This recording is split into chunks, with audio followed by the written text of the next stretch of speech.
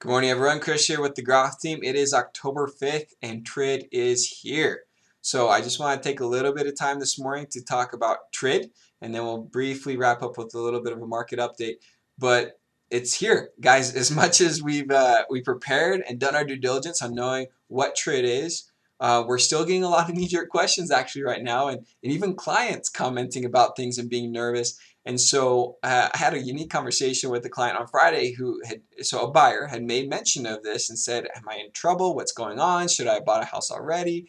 And I kind of laughed, and he's in the health field, so I said, "Well, you wouldn't sit and tell someone, in the hospital why you chose that room, the forms that had to be completed out on your side of things, the everything you had to do on the back end to charge them for that drug that you just gave them. You wouldn't explain that all to them. You would just explain what they need to know." And so that's what I think is my first piece of advice with TRID is don't freak your clients out. It's going to be okay, and you and I are going to be very busy. The title company is going to be busy, very busy, making sure we're compliant so we don't have fees, lawsuits, so on and so forth due to us, and we'll make sure that we're professionals in that right.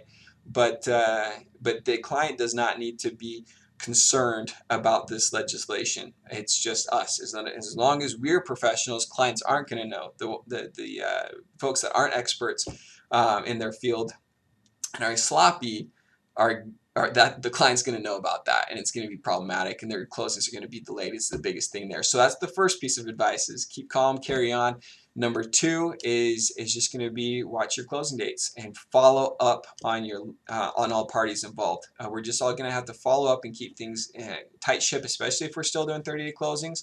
We have to have a tight ship. If you want to push out to 45-day closings and allow some breathing space for inspections and closing timeframes and delays and procrastination of getting documents into the lender, that's fine. So those are the two things. That's really TRID. And so if you have any questions, give us a call. Really briefly to end out on the market note, we're still seeing very, very good levels on the bond. A little bit of pressure today based on the stock market being optimistic.